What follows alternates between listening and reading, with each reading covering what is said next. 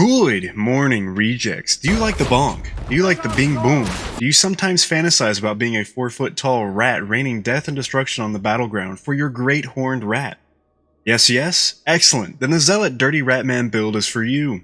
This build comes in at a whopping hard on the difficulty scale, but oh does it pack a very practical punch. Like the Skaven, humanity has an answer for every problem, and so will this build. We've got anti-horde, we've got anti-boss, and we've even got the get the fuck off me I'm scared button.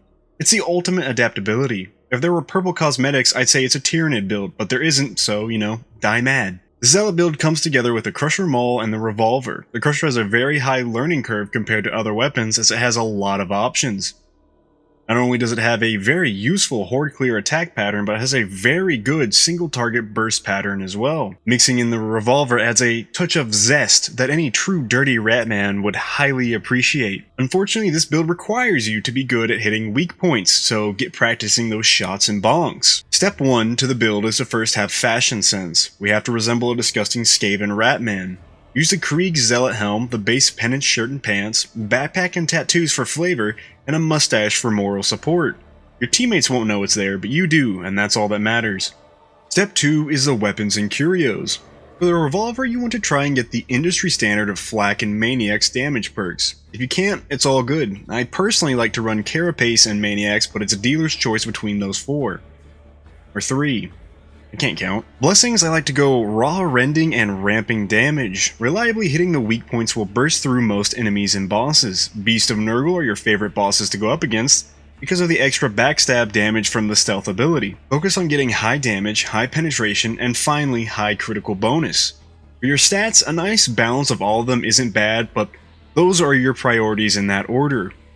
For perks, we want Carapace damage and Maniac damage. This will help clear pesky armor units and get rid of Ragers with a reliable 2-shot, 1 if you're lucky. Moving on to our Crusher, the Crusher only has 1 damage blessing. It's nice to have, but personally I like overcooking impact. Having so much impact allows you to stagger enemies so much faster. With the high base damage the Crusher has, you can reliably hit breakpoints.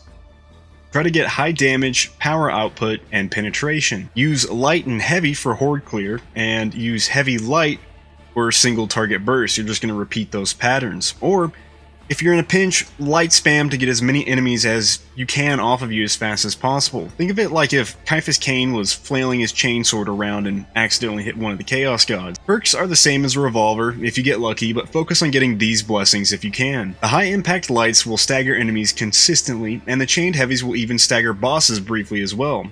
As said before, you can get the only damage blessing for the Crusher for easier weapon breakpoints, but that's totally up to you. The Curios, I like to focus on max health, literally trying to become like a never-ending horde of rats like the Skaven.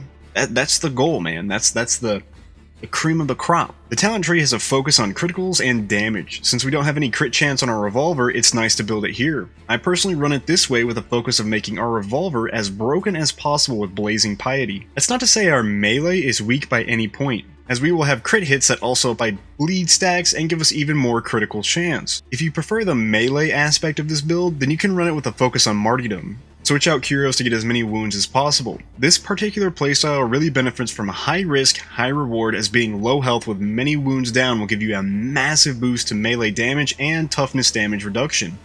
I'm not good enough to do it this way, so I do Blazing Piety. I like to grab the Blades of Faith, as this just builds more and more of our specialist and elite killer playstyle. You'll be able to one-shot most Maniacs except for the Mutant. Anything that isn't Carapace is your bitch. And when it comes to the mutants, you can throw one quick little blade and then shoot them. It doesn't matter if it's a weak point or not, it'll kill a mutant. Well, it'll kill a mutant if you get a weak point hit with the blade, so just keep that in mind. Make sure to grab Revenant, as it's just too useful and gives you an extra second chance, so always get that. You also want the Infiltrate ability with extra damage. This massive finesse boost is incredible for getting rid of all enemies, and you also get a guaranteed critical hit. Depending on if you play melee or ranged, you can decide if you want to get up close with this ability or just absolutely dome them from further back.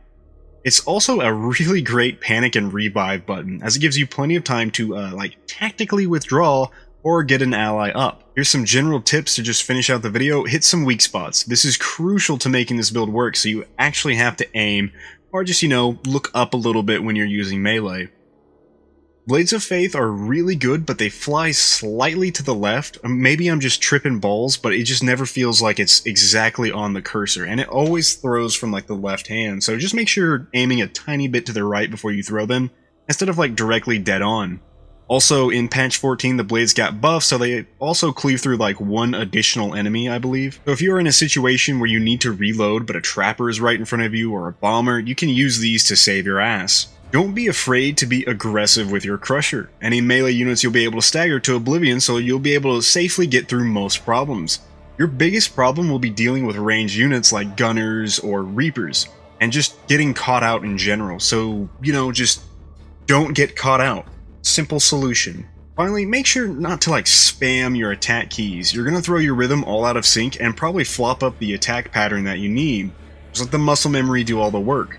With all that said and done, you should be able to have a blast with this Auric level build. If you enjoyed the video, don't forget to like and subscribe as it really helps out. As always, thanks for watching.